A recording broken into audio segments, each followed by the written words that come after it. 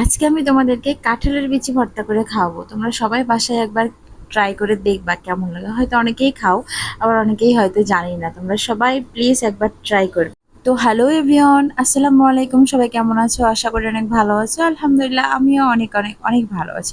তোমরা যারা নতুন আমার ভিডিওটি দেখতেছো, প্লিজ সাবস্ক্রাইব করে লাইক কমেন্ট করে আমাকে আমার পাশে থাকবে, আমিও তোমাদের পাশে থাকবো।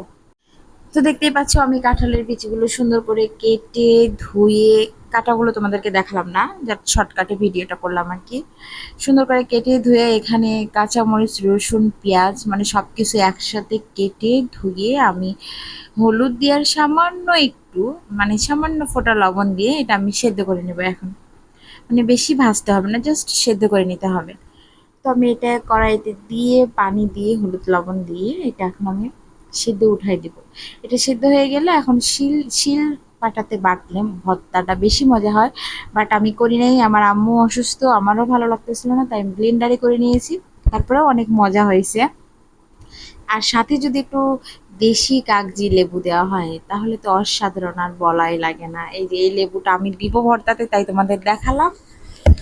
এখন এই তো সেদ্ধ হয়ে গেছে, দেখতেই পারতেছো কেমন হয়েছে। তো এগুলো এখন আমি ব্লেন্ডারে দিচ্ছি। ব্লেন্ডারে দেওয়ার পরে এখন ভর্তাটা হয়ে গিয়েছে, দেখতেই পাচ্ছ কত সুন্দর স্মুথ হয়েছে। আর লেবু কেটে রেখেছি, একদম দেশি লেবু, কত সুন্দর ফ্লেভার ছিল জানো না। তো এই তো লবণ দিলাম, যেহেতু সেদ্ধ করার সময় হালকা লবণ দেওয়া হয়েছিল তাই আবার নতুন করে লবণ দিলাম।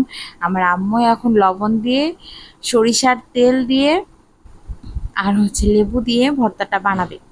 অনেক সুন্দর হয়েছে তো, কিন্তু ভর্তাটা অনেক সুন্দর, সরিষার তেল দিয়ে লেবু দিয়ে জাস্ট লোভনীয়, অনেক সুন্দর, অনেক টেস্টি হয়েছিল। তোমরা প্লিজ খেয়ে দেখবা, কারণ এখন কাঁঠালের সিজন, সবসময় পাওয়া যাবে না কিন্তু। এই তো আমার ফাইনাল লুক ভর্তার, দেখো কত সুন্দর লাগতেছে গরম গরম ভাতের সাথে, এটা যা মজা লাগবে, ওয়াও।